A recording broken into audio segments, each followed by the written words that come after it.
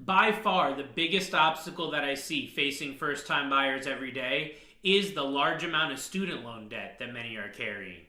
Don't worry, because most of the time you can buy a house, even when you're carrying student loan debt. But it's important you understand each loan program and how your student loan can affect your qualification. In today's lesson, I'm going to break it all down for you.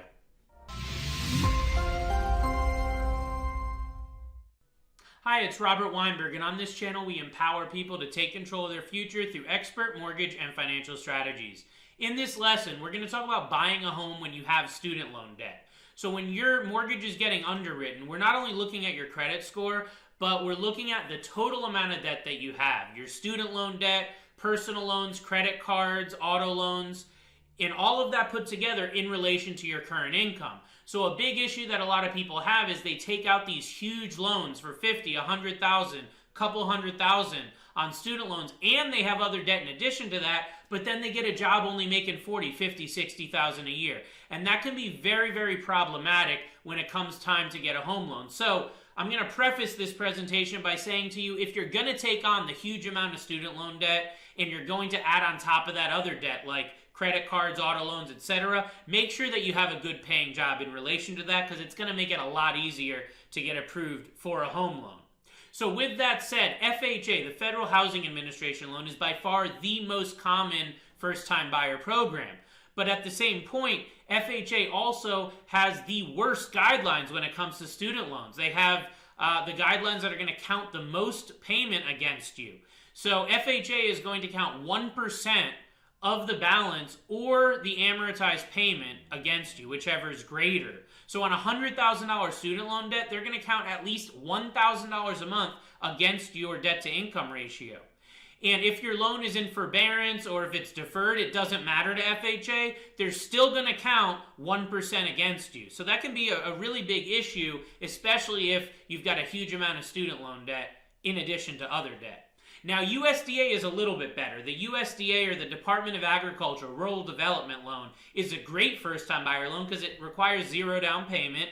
But on that one, they're going to count 0.5% against you on the loan balance, or the actual payment reflected on the credit report. Now, while USDA is a great loan program, it's not used that often because it's only available if you make less than a certain income, and it's only available in certain areas based on the census tract and whatnot.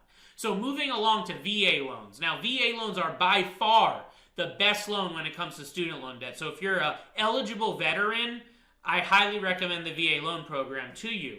If your student loan is deferred for more than 12 months and we can document it, VA is not going to count anything against you on that student loan whatsoever, which is different than all the other loan programs we'll be discussing here.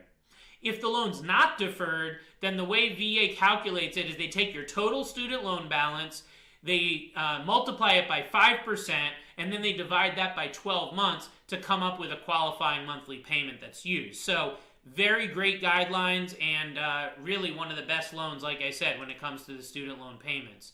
Now, conventional loans with Fannie Mae or Freddie Mac, I'm going to cover in the next few slides here because they have some different intricacies that I want to cover. But conventional loans are typically going to require a higher credit score than the loans that we're talking about so far. I usually recommend for most conventional loans that you have at least a 700 plus credit score.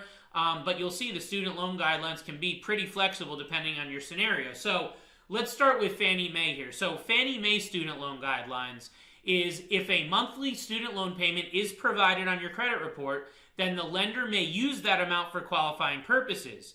If the credit report does not reflect the correct monthly payment, then we can use a student loan statement to show what the correct monthly payment is and override what's on the credit report. So that's the first bullet point.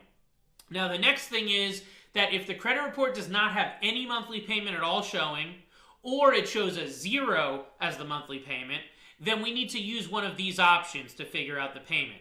If you're in an IBR, an income-based repayment plan, then we would look at what the income-based repayment amount is showing, and if it's 0, then we can use 0. If it's 100, then we can use 100, or whatever it is. If your loan is being deferred or is in forbearance, then we have to go off either 1% or the fully amortized payment. So figure at least 1% of the outstanding balance, as we talked about a minute ago for the other loan program like FHA, regardless if it's in for, whether it's deferred or in forbearance.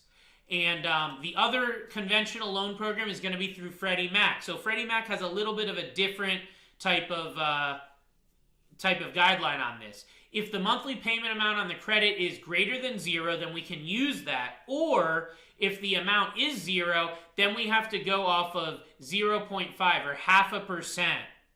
Okay, 0.5% of the student loan balance as reported on the credit report.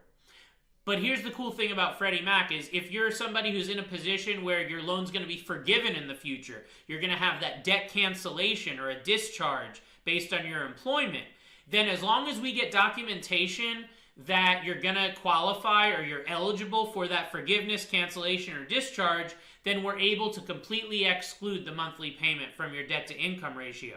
So you can see Freddie Mac in certain circumstances can be an excellent option for you if you're somebody who's in that predicament of having a forgiveness, cancellation, or discharge. Now, I'm recording this video on April 22nd, 2020. These guidelines are constantly changing. So if you're watching this and it's 6 months, a year, or a couple years past when I'm recording this, get with your lender. Talk to them about the guidelines because these are constantly changing and constantly evolving. I hope that this video gives you some good insight and it gives you some good information about the different loan programs and how they're going to treat your student loan debt. I appreciate your time. Please follow me on social media and like my channel. Subscribe and hit the bell so you get notified on all of my future content. And you can call or text my office directly if I can be of assistance to you or anyone you know. Thanks again and take care.